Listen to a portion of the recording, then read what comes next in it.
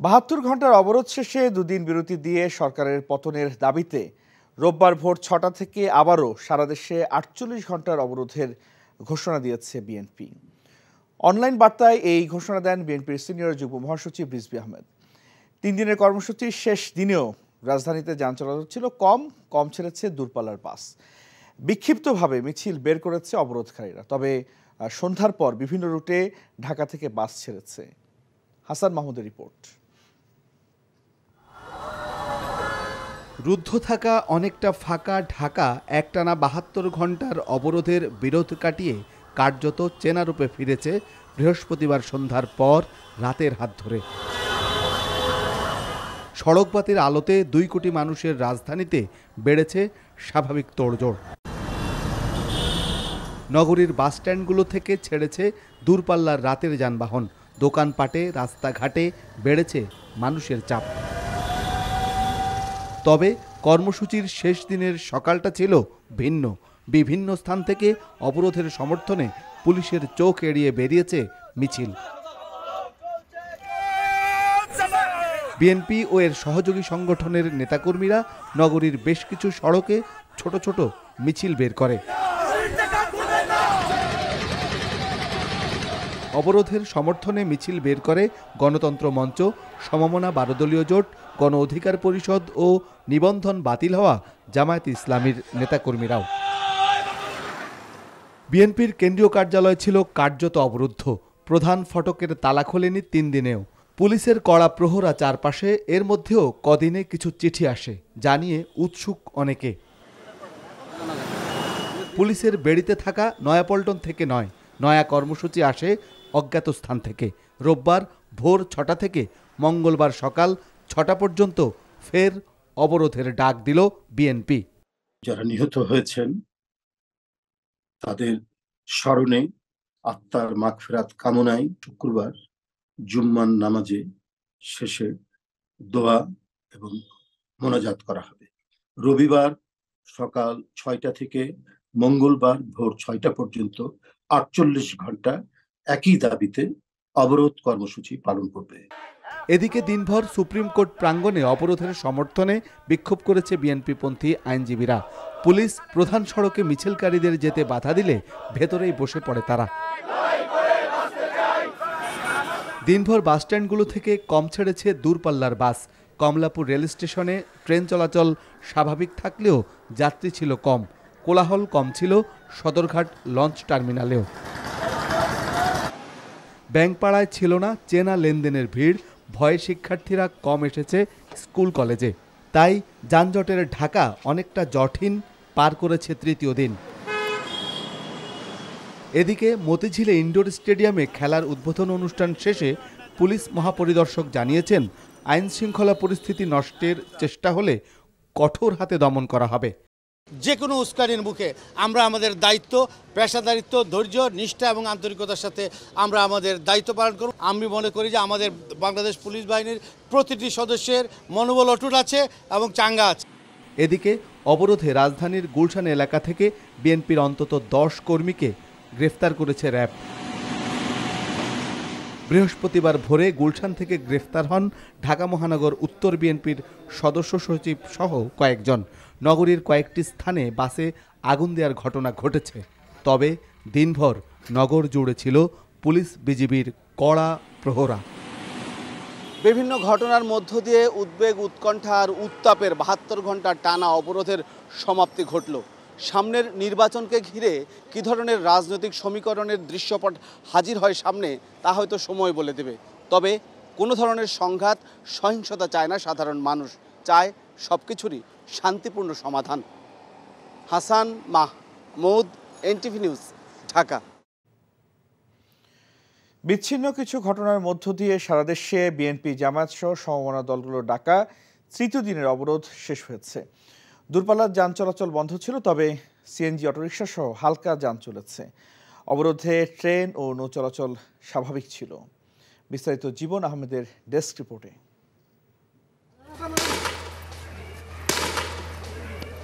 অবরোধ সমর্থনকারীদের সাথে আইনশৃঙ্খলা বাহিনীর ধাওয়া পাল্টা ধাওয়ার মধ্য দিয়ে তৃতীয় দিনের মতো উত্তপ্ত ছিল বগুড়া। বৃহস্পতিবার সকালে বগুড়া শহরের তিনমাথা রেলগেট এলাকায় বিএনপির নেতাকর্মীরা ঢাকা বগুড়া মহাসড়কে মিছিল করতে চাইলে পুলিশ গুলি ও টিয়ার শেল ছুড়ে ছত্রভঙ্গ করে দেয়।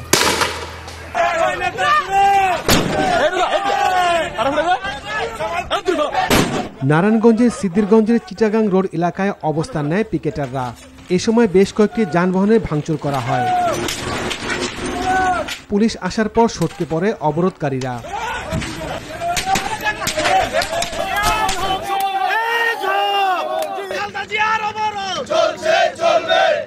নৌপথেও অবরোধের সমর্থনে কর্মসূচি পালন করে বিএনপি। অবরোধের সমর্থনে ঢাকা সিলেট মহাসড়কের সুনামগঞ্জের বাইপাসে অবস্থান নেয় স্বেচ্ছাসেবক দল। এ সময় বেশ কয়েকটি ককটেলের বিস্ফোরণ ঘটায় পিকেটাররা। ফেনী সদর উপজেলার লালপুর এলাকায় একটি চিনি বোঝাই ট্রাকে পেট্রোল বোমা মেরে আগুন ধরিয়ে দেয় দুর্বৃত্তরা। ঢাকা চট্টগ্রাম মহাসড়ক, চট্টগ্রাম কক্সবাজার মহাসড়ক সহ নগরী ও জেলার বিভিন্ন পয়েন্টে ঝটিকা মিছিল, গাড়ি ভাঙচুর ও অগ্নিসংযোগের ঘটনা ঘটে।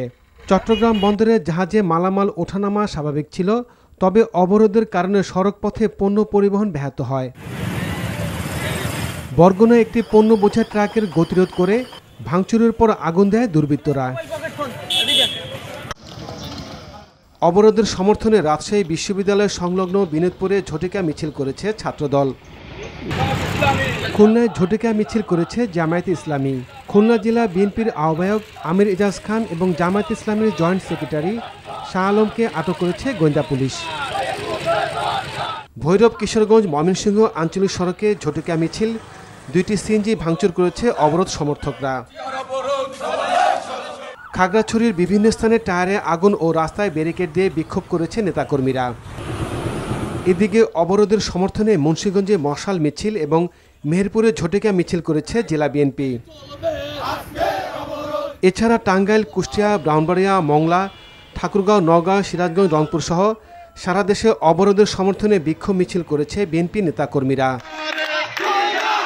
জীবন আহমেদ, এনটিভি নিউজ ডেস্ক। অটোমেটিক বিকাশ করতে সেট করুন অটোপে। বিকাশ থাকলে আর কি লাগে। প্রধানমন্ত্রী শেখ হাসিনা বলেছেন, উন্নয়নের মাধ্যমে আওয়ামী লীগ যখন দেশকে এগিয়ে নিচ্ছে তখন অগ্নি সন্ত্রাস করে দেশকে পিছিয়ে দিচ্ছে বিএনপি। বৃহস্পতিবার রাতে একাদশ সংসদের শেষ অধিবেশনের সমাপনী ভাষণে এ কথা বলেন তিনি।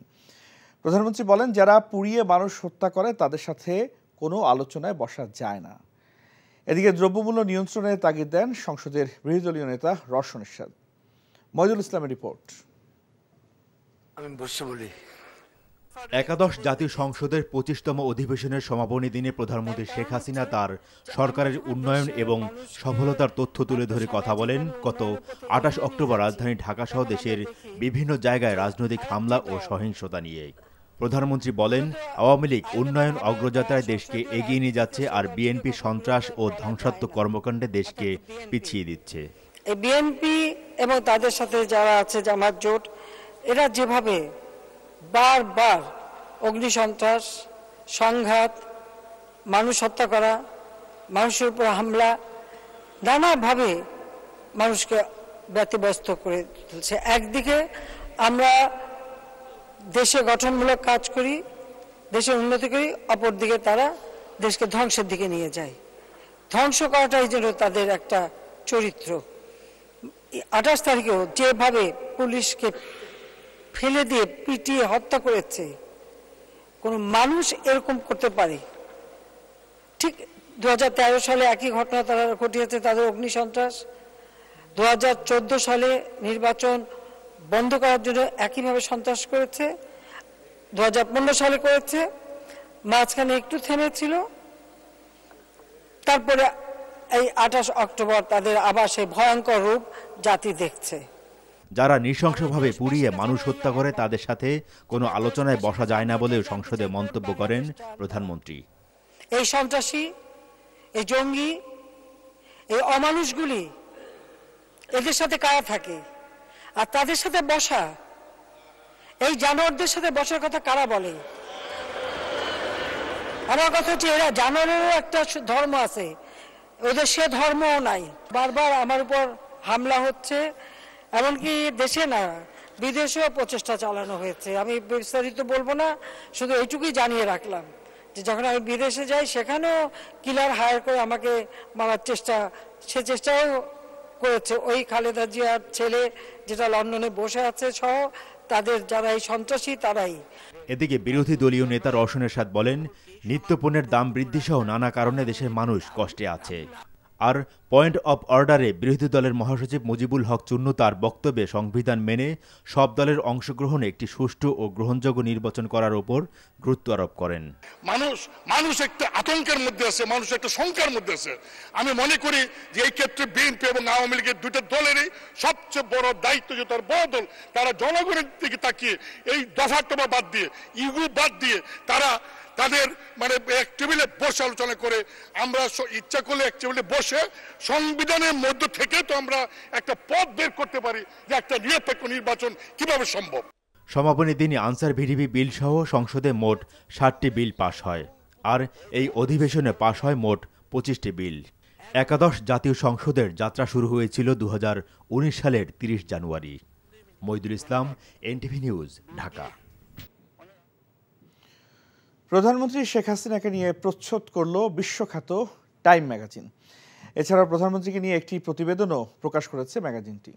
বৃহস্পতিবার প্রকাশিত প্রতিবেদনের শিরোনাম দেওয়া হয় শেখ হাসিনা ও বাংলাদেশের গণতন্ত্রের ভবিষ্যৎ।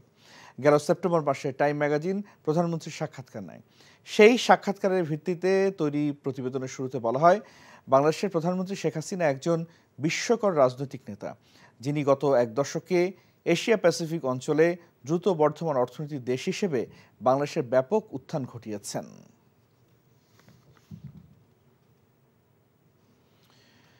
এবছরের চেয়ে 92,450 টাকা কমিয়ে 2024 সালের জন্য সরকারিভাবে 5,78,840 টাকার সাধারণ হজ প্যাকেজ ঘোষণা করা হয়েছে। বৃহস্পতিবার সচিবালয় সংবাদ সম্মেলনে এই প্যাকেজ ঘোষণা করেন ধর্ম প্রতিমন্ত্রী ফরিদুল হক খান। শীঘ্রই নিবন্ধন কার্যক্রম শুরু ও 9 মে থেকে হজ ফ্লাইট শুরু হবে বলেও জানান তিনি। আর সরকারি প্যাকেজের সাথে সামঞ্জস্য রেখে দ্রুতই বেসরকারি প্যাকেজ ঘোষণা করা হবে জানিয়েছে হাব। হজ প্যাকেজে নির্ধারিত বিমান ভাড়া নিয়ে আপত্তি জানিয়েছে সংগঠনটি। রকুনুদ্দিনের রিপোর্ট। চাঁদ দেখা সাপেক্ষে 2024 সালে হজ অনুষ্ঠিত হতে পারে 16 জুন। কোটা অনুযায়ী এবছর বাংলাদেশ থেকে 1,27,198 জন হজ পালন করতে পারবেন, যাদের মধ্যে সরকারিভাবে পালন করতে পারবেন 10,198 জন, আর বাকিরা যাবেন বেসরকারি ব্যবস্থাপনায়। হজে যেতে কত খরচ হতে পারে তা জানিয়ে বৃহস্পতিবার হজ প্যাকেজ ঘোষণা করেন ধর্ম প্রতিমন্ত্রী। একটি হলো সাধারণ প্যাকেজ আর একটি হলো বিশেষ প্যাকেজ। সাধারণ প্যাকেজের মূল্য আমরা ধরেছি 5,78,840 টাকা। বিশেষ প্যাকেজ যেটা, সেটা আমরা 9,36,320 টাকা। 2023 সনের হজের চেয়ে তুলনামূলক আমরা 92,450 টাকা এবার কমাতে সক্ষম হয়েছি ইনশাআল্লাহ। মার্চের 1 তারিখ 2024 খ্রিস্টাব্দতে হজ ভিসা ইস্যু শুরু হবে এবং 9 মে 2024 খ্রিস্টাব্দতে হজ ফ্লাইট শুরু হবে। সরকারি প্যাকেজের সাথে সামঞ্জস্য রেখে দ্রুতই বেসরকারি প্যাকেজ ঘোষণা করা হবে বলে এ সময় জানান হজ এজেন্সিদের সংগঠন হাবের সভাপতি। তবে গেলবারের মতো এবছরও বিমান ভাড়া নিয়ে তাদের আপত্তি আছে বলেও জানান তিনি। বিমান ভাড়ার বিষয়ে আজকেও হাবের আপত্তি ছিল, কারণ হাব বরাবরই বলছে যে বিমান ভাড়া নির্ধারণের ক্ষেত্রে বিমান নয়, একটি স্বতন্ত্র কমিটি যারা এভিয়েশন বুঝে এবং কত টাকা ভাড়া হওয়া উচিত সকল এয়ারলাইন্সের জন্য, সেই বিষয়ে এরকম একটি ন্যায্য ভাড়া নির্ধারণ করার জন্য দ্রুত বিজ্ঞপ্তি দিয়ে হজযাত্রীদের নিবন্ধন কার্যক্রম শুরু করা হবে বলেও জানানো হয় সংবাদ সম্মেলনে। Rokunuddin, NTV news, Dhaka. বিএনপির স্থায়ী কমিটির সদস্য আমির খসরু মাহমুদ চৌধুরীকে গ্রেফতার করেছে ডিবি পুলিশ। কিছুক্ষণ আগে গুলশানের একটি বাসা থেকে তাকে গ্রেফতার করে ঢাকা মহানগর গোয়েন্দা পুলিশ। গ্রেপ্তারের পর আমির খসরুকে মহানগর গোয়েন্দা পুলিশ কার্যালয়ে নেওয়া হয়েছে। এই তথ্য নিশ্চিত করেছেন ডিবি প্রধান হারুন রশিদ। তবে তাকে কোন মামলায় গ্রেপ্তার দেখানো হয়েছে সেই সম্পর্কে এখনো নিশ্চিত হওয়া যায়নি।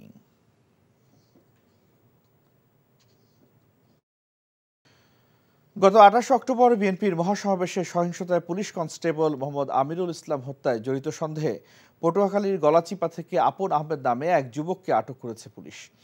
তারা জানায়, আপন ঢাকার কেরানীগঞ্জের বাসিন্দা, সেখানকার কালিন্দী ইউনিয়ন যুবদলের যুগ্ম আহ্বায়ক। পুলিশ হত্যাকাণ্ডের পর তিনি পলাতক ছিলেন।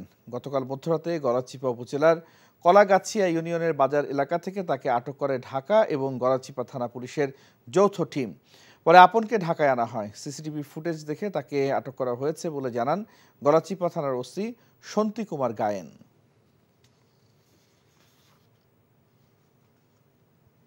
হেমন্তের সন্ধ্যায় ইট পাথরের নগরে গ্রামীণ আবহে শুরু হলো যাত্রাপালা। শিল্পকলা একাডেমির উন্মুক্ত প্রাঙ্গণে উদ্বোধনী আয়োজনে শুরুতেই যাত্রাদল লোকনাট্য গোষ্ঠীর পরিবেশনায় পরিবেশিত হয় যাত্রাপালা স্মার্ট বাংলাদেশ।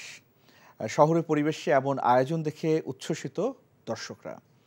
বিস্তারিত মেজবা হাসানের রিপোর্টে।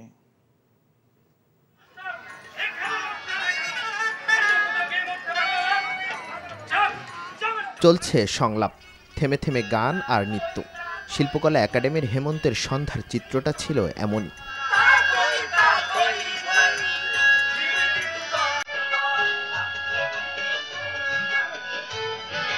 ইটপাথরের শহরে শিল্পকলা একাডেমির এমন আয়োজনে সিক্ত দর্শক।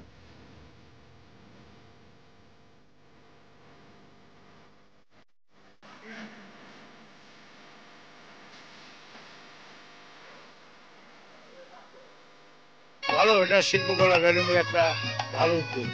যাত্রা কিন্তু ধ্বংসের পথে, আমরা চাই যাত্রা জাগ্রত হোক এবং সবাই যাত্রা প্রেমী হোক।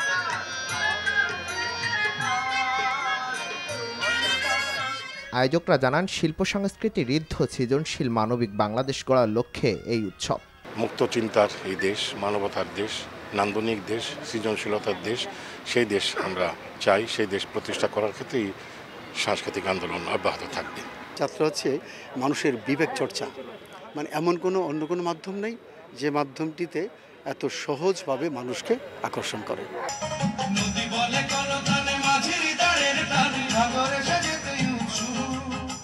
অনুষ্ঠানে নিজের শৈশবের কথা স্মরণ করেন সংস্কৃতি প্রতিমন্ত্রী।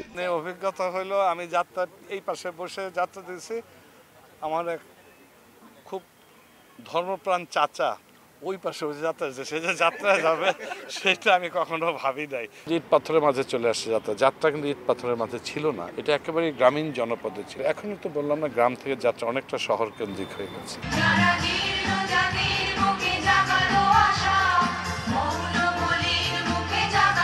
শিল্পকলা একাডেমিতে শুরু হওয়া গণজাগরণের যাত্রাপালা উৎসবে দেশ জুড়ে চলবে ১৯ দিন। সারা দেশে ৪৩টি জেলায় এই উৎসবে ১২০টি দল যাত্রাপালা পরিবেশন করবে। একসময় বিনোদনের অন্যতম উৎস ছিল এই যাত্রাপালা। কালের বিবর্তনে এই শিল্প প্রায় বিলুপ্তির পথে। সরকারি পৃষ্ঠপোষকতা পেলে এই শিল্প আবারও ফিরে আসবে, এমনটাই প্রত্যাশা সংস্কৃতি প্রেমীদের। Misbah Hasan, NTV news, Dhaka. Automatic bKash করতে সেট করুন অটোপে। বিকাশ থাকলে আর কি লাগে।